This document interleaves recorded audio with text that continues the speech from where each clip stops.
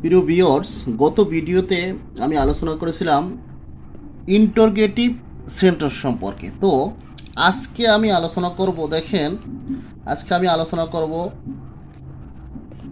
Imperative sentence সম্পর্কে। ঠিক আছে বন্ধুরা? তো দেখেন, আমরা জানি ইম্পারেটিভ সেন্টেন্স কি। আমরা অনেকেই জানি যে সেন্টেন্স দ্বারা আদেশ, উপদেশ, অনুরোধ, নিষেধ বোঝায় সেগুলো হলো ইম্পারেটিভ সেন্টেন্স। আমরা কিন্তু যখন ছোটোবেলায় যখন স্কুলে কলেজে পড়েছি তখন কিন্তু সেই ছোটোবেলা থেকেই আমরা সবাই জানি মা বাবা সবাই আদেশ করে, হ্যাঁ এটা করো ওটা করো। তো আমরা তো এই যে আদেশ, উপদেশ, অনুরোধ, নিষেধ, এইগুলো দ্বারা যেই সব সেন্টেন্স যে সেন্টেন্স বোঝানো হয় সেগুলো হলো কি, সেগুলো হলো ইম্পারেটিভ সেন্টেন্স।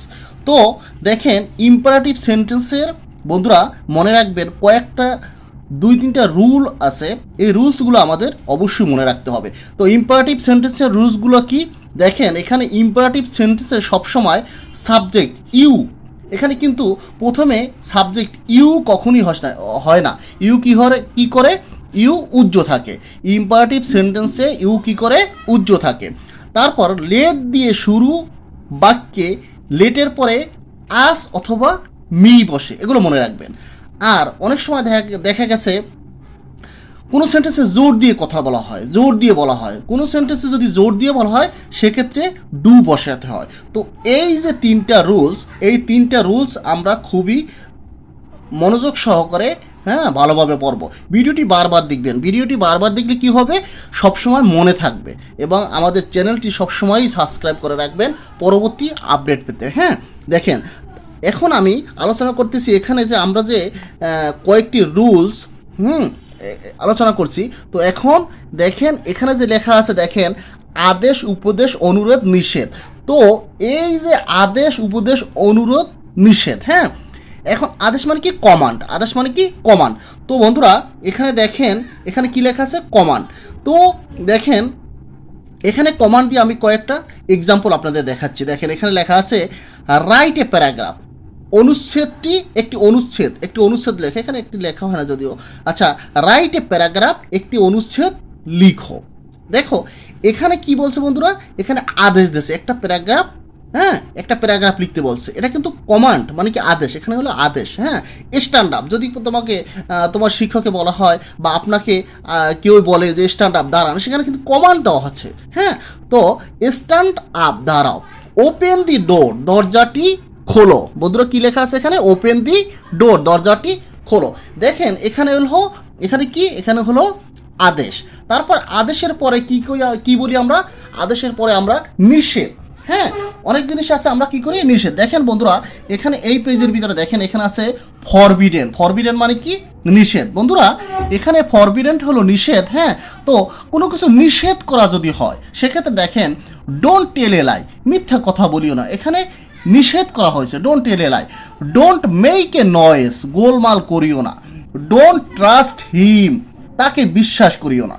এই যে দেখেন ফরবিডেন, নিষেধ করা হয়েছে। এখানে কি করা হয়েছে, নিষেধ করা হয়েছে। আবার দেখেন তারপরে কি রিকোয়েস্ট, আমরা কি রিকোয়েস্ট, এগুলো সব হলো ইম্পারেটিভ সেন্টেন্স। রিকোয়েস্ট মানে কি অনুরোধ, আমরা একটা জিনিস অনুরোধ করি একজনকে।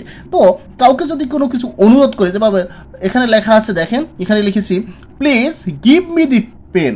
তাহলে please give me the pen, দয়া করে কলমটি দাও। Please give me the mobile, দয়া করে আমাকে মোবাইলটি দাও। প্লিজ বিলিভ মি, দয়া করে আমাকে বিশ্বাস করুন। তো এই যে জিনিসগুলো, এগুলো কি রিকোয়েস্ট। তারপর বন্ধুরা অনেক সময় দেখা গেছে আমরা কি করি, never tell a lie. Never দিয়ে কখনো ইম্পারেটিভ সেন্টেন্স হয়, তো নেভার টেল এ লাই। তারপর দেখেন অনেক সময় লেট দিয়ে আমরা কি ইম্পারেটিভ সেন্টেন্স হয়। লেট দিয়ে যদি কোনো সেন্টেন্স শুরু হয়, স্টার্ট হয়, সেক্ষেত্রে আমরা মনে করবো কি এটা ইম্পারেটিভ সেন্টেন্স। নেভার দিয়ে শুরু হলে এটা ইম্পারেটিভ সেন্টেন্স। তো লেটের পরে আমরা মি বসাই, লেটের পরে আমরা আস বসাই, এগুলো মনে রাখবেন। Let us, let me. তারপর আবার দেখা গেছে অনেক সেন্টেন্স আছে বন্ধুরা যেখানে জোর দিয়ে বলতে হয়। কোনো সেন্টেন্সে যদি জোর দিয়ে বলতে হয় সেক্ষেত্রে দেখেন এখানে আমরা আগে কি বসাচ্ছি, ডু কাম টুমোরো, আগামীকাল এসো। মানে তুমি কিন্তু আগামীকাল এসো, আপনি কিন্তু আগামীকাল এসেন, সেক্ষেত্রে কি বসে ডু, মানে এখানে সেন্টেন্সটাকে কি বলা হয়, জোর দেওয়া হয়েছে। তো বন্ধুরা দেখেন, আবার প্রথম থেকে দেখাই, দেখেন এই যে সব সেন্টেন্স দ্বারা আদেশ, উপদেশ, অনুরোধ, নিষেধ বোঝায় সেগুলো হলো ইম্পারেটিভ সেন্টেন্স। তারপর এখানে কয়েকটা উদাহরণ দেওয়া হয়েছে, মানে রুলস আছে কয়েকটা, 3টা রুল কি, এটা সাবজেক্ট ইউ উজ্জ্ব থাকে।